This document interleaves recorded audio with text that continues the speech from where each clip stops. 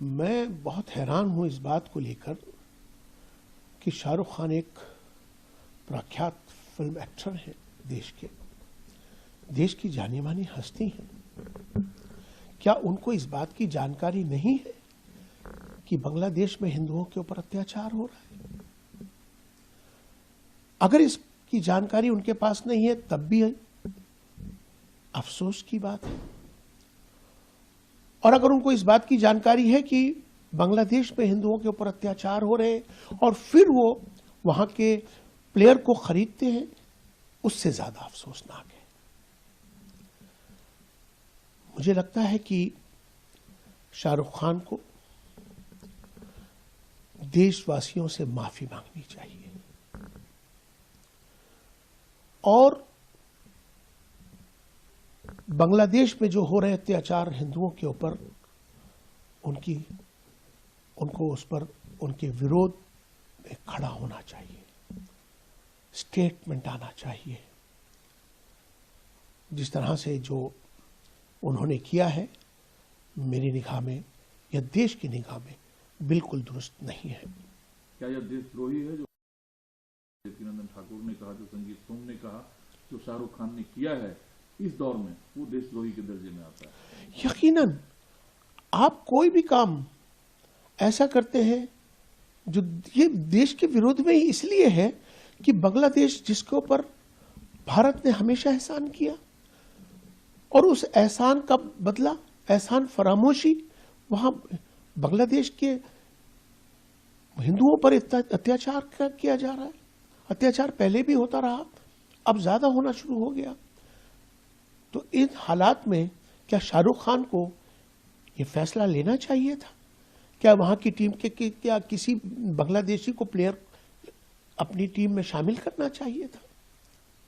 हमारी निगाह में ये बिल्कुल दुरुस्त नहीं है, ये देश विरोधी ही इसको माना जाएगा। मैं आपकी मानवीय, लेकिन इस बीच बांग्लादेश में एक और हिंदुओं पर चाकू से हमले किए गए, उसे आग के हवाले करने की कोशिश की गई, तालाब में कूदकर उसने अपनी जान बचाई।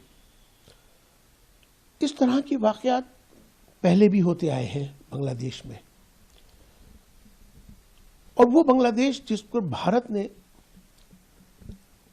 आर्थिक सहयोग किया, बांग्लादेश को बांग्लादेश बनाना भारत ने किया। आज ये बांग्लादेश बना हुआ है, भारत की वजह से बना हुआ है। वो एहसान भूल गए बांग्लादेशी जो वहां पर हिंदुओं पर अत्याचार किया जा रहा है, जुल्म ज्यादती की जा रही है। इस्लाम के मानने वाले कैसे हो सकते हैं?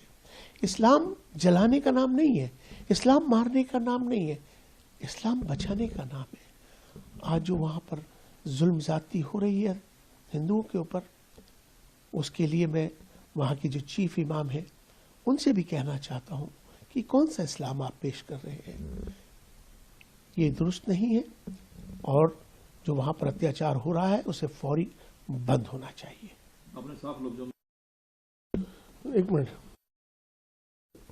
मौलाना साहब, चूंकि आपकी बात मुकम्मल तौर पर सुनी और देखी जाती है, क्या शाहरुख खान राष्ट्रद्रोही है? यकीनन राष्ट्र की जन भावना के विरोध किया हुआ कार्य राष्ट्रद्रोह है। तो मैं तो सबसे पहले पलटकर ये पूछना चाहती हूं कि बांग्लादेशियों को उस पूल में किसने डाला? बीसीसीआई और आईसीसी से ये सवाल है। गृह मंत्री जी के बेटे जय शाह जी जवाब दें कि जहां से आईपीएल के खिलाड़ियों की खरीद फरोख्त होती है, उस पूल में उस जो एक झुंड होता है जिससे खरीदा जाता है, आईपीएल के खिलाड़ियों का ऑक्शन होता है, उस पूल में उनको किसने डाला? ये जवाब तो आप गृह मंत्री अमित शाह के बेटे जय शाह ही दे सकते हैं। आईसीसी के चीफ हैं, क्रिकेट के कर्ता धर्ता है दुनिया भर के। हमारे साथ बांग्लादेश ये कर रहा है, वहां पर खिलाड़ियों को किसने डाला? पहले तो इस बात का जवाब दिया जाए, किसने खरीदा, क्या खरीदा, उस पर भी चर्चा होगी। पहले सरकार के गृह मंत्री के बेटे जय शाह ये बताएं कि बांग्लादेशियों को आईपीएल के पूल में उन्होंने क्यों डाला। सवाल इस बात का है।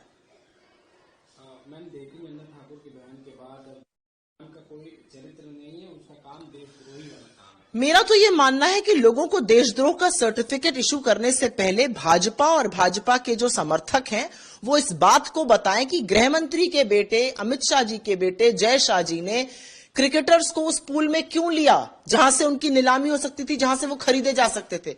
उनको प्रतिबंधित करना चाहिए था। पाकिस्तानियों को हम नहीं लेते, बांग्लादेशियों को आपने क्यों लिया? इसका जवाब तो जय शाह देंगे, हम कैसे इसका जवाब दे सकते हैं?